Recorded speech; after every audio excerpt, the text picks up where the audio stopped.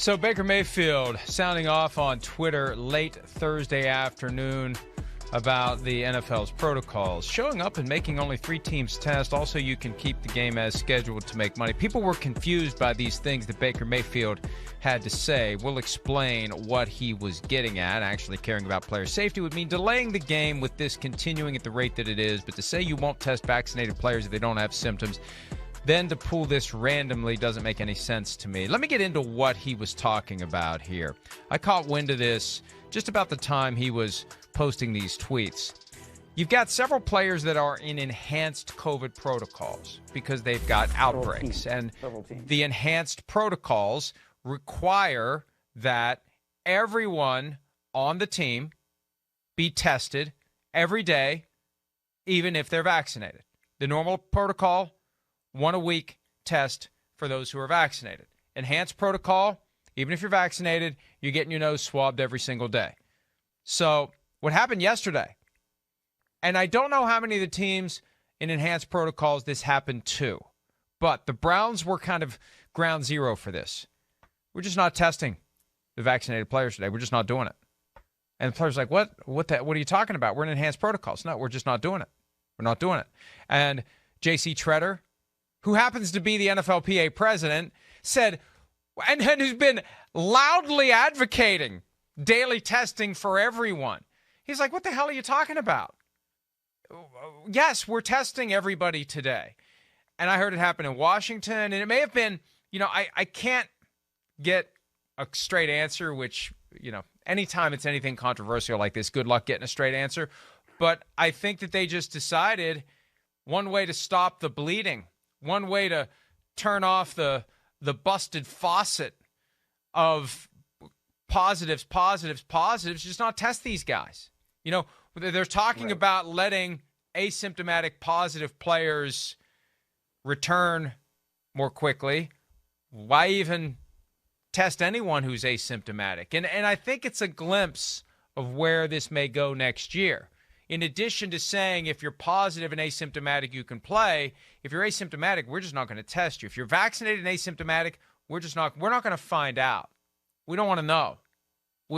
Because what they're dealing with now, Miles, is a massive amount of players league-wide who are vaccinated, positive, and perfectly fine.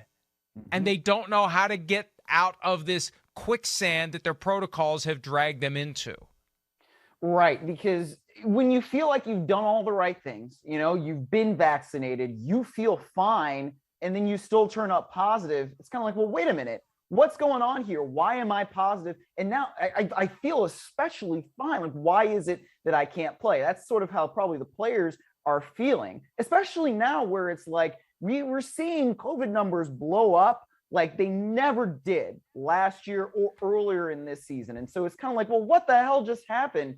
Because I find it hard to believe that just all of a sudden people are going to start being completely irresponsible to the extent that so many different people are turning up positive. It's just, and I can understand from a player standpoint where it's like, well, what in the world just happened? Where I've been operating the same way that I've been operating the entire season, and we haven't had this kind of COVID impact on our team, and all of a sudden, boom, boom, boom, boom, boom. Like it's spreading like wildfire, and you have players and coaches even. I mean, the case of Kevin Stefanski, who are either boosted or about to be boosted, and they feel fine, they are asymptomatic, and it's like, well, I understand that I test positive, but my gosh, like what's going on here? So I think that like what Baker Mayfield was kind of saying is like, hey man, like why is it that we have to continue to do all of these different things? Like just make up your mind, And I think that like maybe his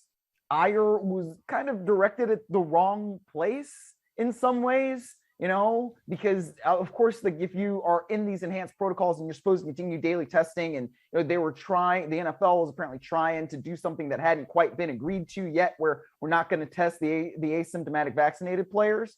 And that's why his center, J.C. Tretter, was pushing for it, because these things had not necessarily been agreed to yet. So I get where Baker Mayfield's coming from the standpoint of frustration, but it's still like, man, what's going on where all of a sudden this thing has exploded the way it has. Right. And I think what Baker Mayfield was doing, I think this was fundamentally frustration that the NFL doesn't want to find out how many more Browns players are positive because the NFL doesn't want to postpone the game, and we think the game should be postponed. Right. We think too many of our guys are already positive. Now you're trying to stop the bleeding, and it's too late to stop the bleeding. You're trying to hold this game together and play this game. You don't want to know the truth. So it's a complicated stew of attitudes because I think Baker Mayfield would say, I'm positive, I'm vaccinated, I'm perfectly fine, I want to play.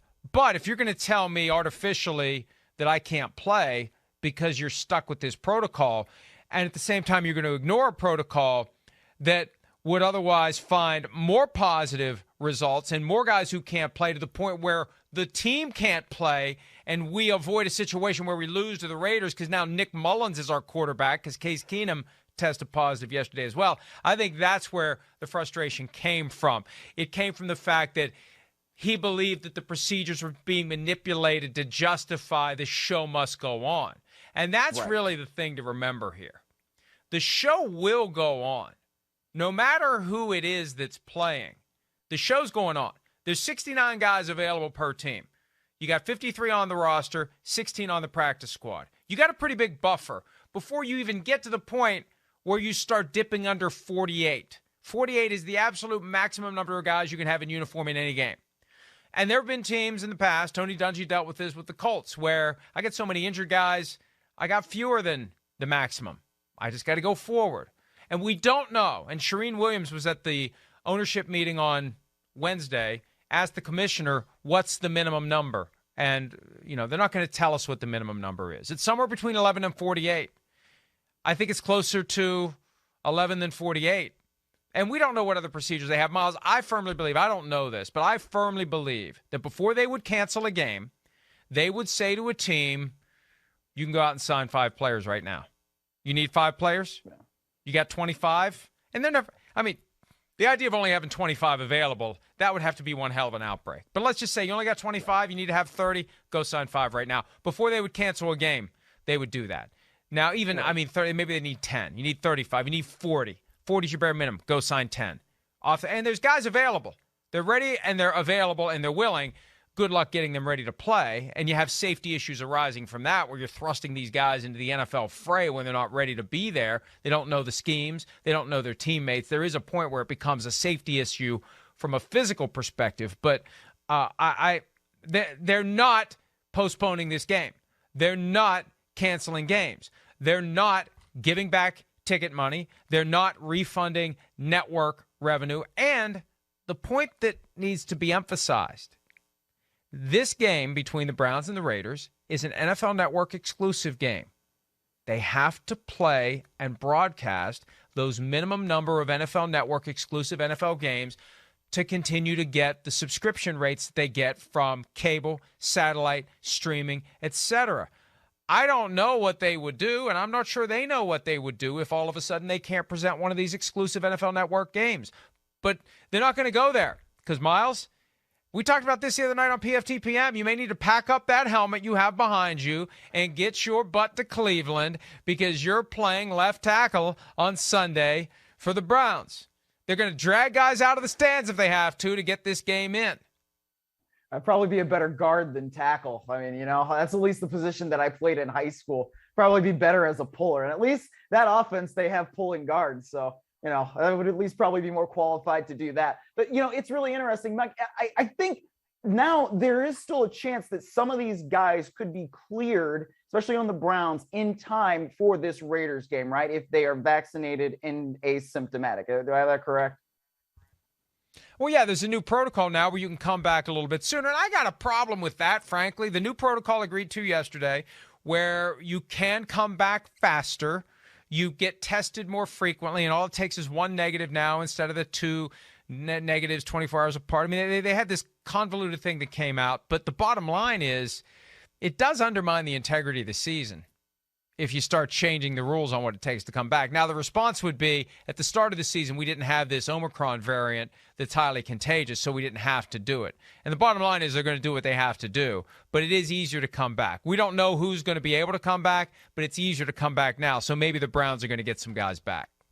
Yeah, and I mean, that's one of the things that would obviously help them. I mean, Baker Mayfield tested positive earlier on in the week, so I think that there is still a possibility that he could test out of it. Now, whether or not he's going to do that, we'll have to see over the next 24, 28 hours, however long it is until kickoff happens. But yeah, when you have a situation where you then lose your top two quarterbacks, your head coach is out. You've got another coach that's out. They're one of their running backs coaches, right? You've got players on the offensive line. You've got your left tackle, right guard, Wyatt Teller. You've got Jarvis Landry.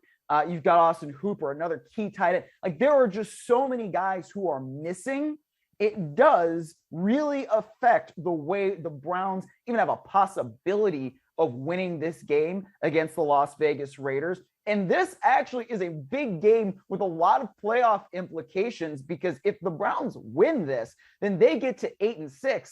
And in our first segment, we were talking about a team that's also 8-6 and in the thick of the AFC wildcard race, and that's the Los Angeles Chargers. So it's not like this isn't a really, really big game in general for the Browns. So they want as many people as they can possibly have there on the field. And I guess the other part of this is that we got to keep evolving as the science and as this virus is evolving, right? I mean, we can't necessarily apply, August to July 2021 solutions to things that are very different now here in late December 2021 and into January 2022. I just think that's the way things are evolving.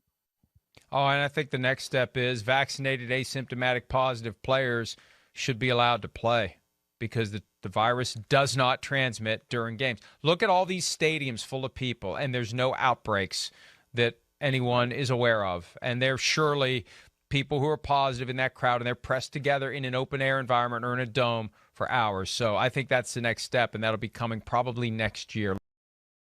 Hi, I'm Mike Tirico, and thanks for watching.